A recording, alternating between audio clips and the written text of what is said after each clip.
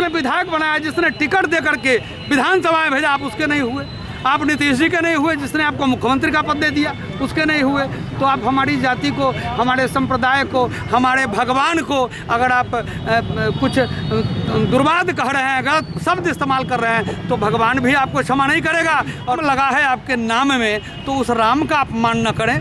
तो ऐसे संवैधानिक पद पर रहने वाले व्यक्तित्व से हम लोग इस तरह की अपेक्षा नहीं करते थे। जैसा घृणित कार्य उन्होंने किया है, अपमानजनक काम किया है, इसके लिए ब्राह्मण समाज, पुरोहित, अखंड पुरोहित महासभा या ब्राह्मण समाज कभी उनको क्षमा नहीं करेगा। वैसे ब्राह्मण सब लोगों को आशीर्वाद देता ही आ रहा है, लेकिन इस कुकृत्य के लिए उनको ब्राह्मण शाप देता है। और दैनिक टाइम्स लाइव खबर के लिए इंतजार नहीं। बिहार में पूर्व सीएम जीतनराम मांझी के एक बयान पर बवाल मच गया है। दरअसल जीतनराम मांझी ने पिछले दिनों ब्राह्मणों पर आपत्तिजनक टिप्पणी की थी। साथ ही मांझी ने देवी देवताओं के लिए भी अभद्र भाषा का प्रयोग किया। उनके बयान पर बवाल मचा है। सोमवार को अखंड भारत पुरोहित महासभा मुजफ्फरपुर के द्वारा पानी टंकी चौक पर जीतन राम मांझी का पुतला जलाते हुए जमकर प्रदर्शन किया गया। चाणक्य विद्यार्थी सोसाइटी के संरक्षक शंभुनाथ चौबे ने कहा कि जीतन राम मांझी द्वारा पुरोहितों एवं पंडितों के लिए अपशब्द कह रहे हैं। ऐसे संवैधानिक पद पर रहने वाले व्यक्तित्व से हम लोग ऐसी अपेक्षा नहीं करते सकते थे। जैसा घृणित कार्य उन्होंने किया है, अपमानजनक काम किया है, इसके लिए ब्राह्मण समाज कभी उनको क्षमा नहीं करेगा। मौके पर अखंड भारत पुरोहित महासभा के अध्यक्ष हरिशंकर पाठक, आचार्य सुनील पांडे, आचार्य विनाश तिवारी, आचार्य सुभाष मिश्रा सहित काफी संख्या में ब्राह्मण समाज के लोग मौजूद रहे।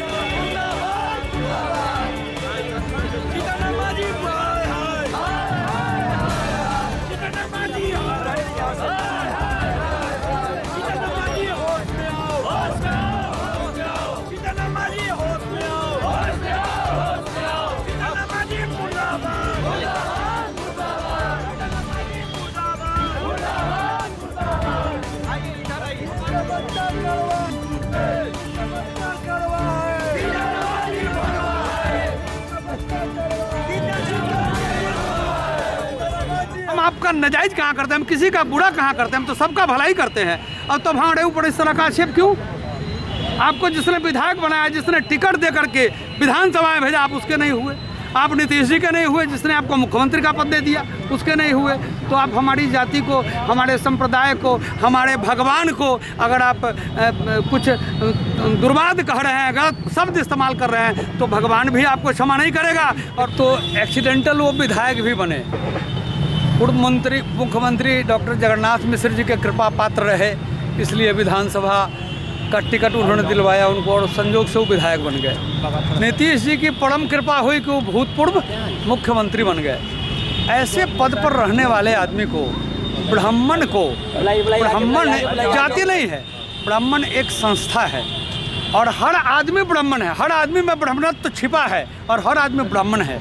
तो एक जाति विशेष को, खासतौर से पुरोहितों को, पंडितों को, जो सबका भला ही चाहते हैं, कभी पंडित कभी कोई पंडित किसी का बुरा चाहता ही नहीं है, और सब पंडित आशीर्वाद देते हैं।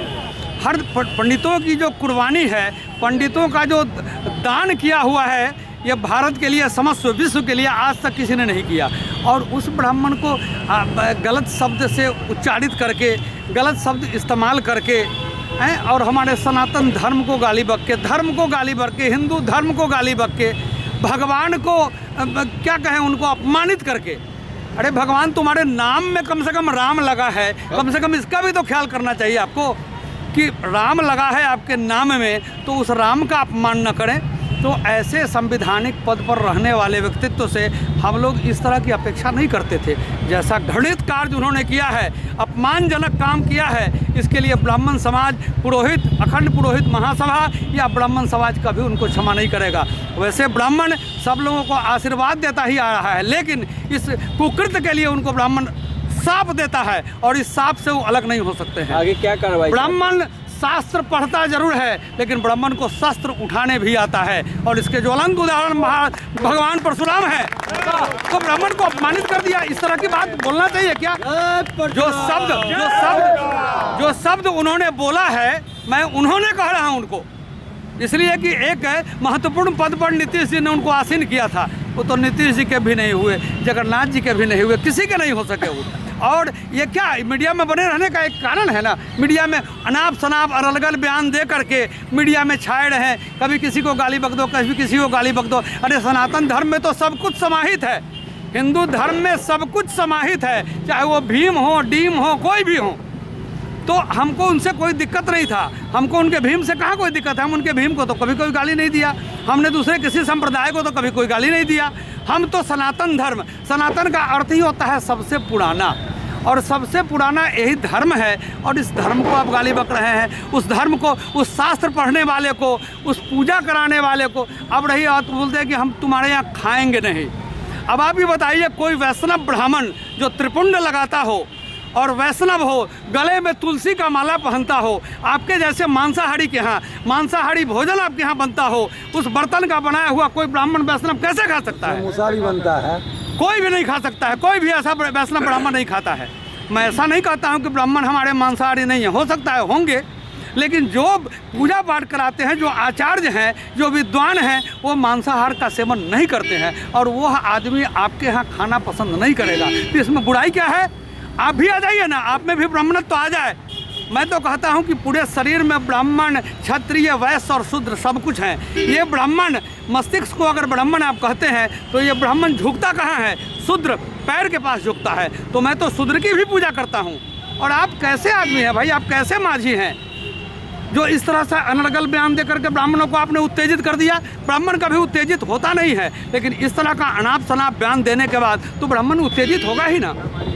इसलिए हम तो आग्रह करते हैं उनसे, हम आग्रह ही, फिर भी हम आग्रह ही करते हैं, चेतावनी नहीं देते हैं। बच्चे लोग बोलते हैं कुछ अनाप शनाप जरूर बोलते हैं बच्चे लोग ज़्यादा आक्रोशित हैं, हम लोग बुजुर्ग हैं, कम आक्रोशित नहीं हैं हम लोग भी आक्रोशित हैं, लेकिन हम आग्रह करते हैं उनसे। हालांकि उन्होंने क्षमा याचना किया भी है, लेकिन सार्वजनिक मंच से क्षमा याचना की घोषणा वो करें, और जिस सरकार में वो बने हुए हैं, जो भी कुछ है, उस सरकार को इस पर अविलंब कार्रवाई करनी चाहिए। कि इस तरह का अगर कार्रवाई नहीं करती है तो आगे हमारा ब्राह्मण आप कल से उनका पुतला दहन शुरू है, और यह आंदोलन लगातार चलता रहेगा जब तक वो क्षमा याचना।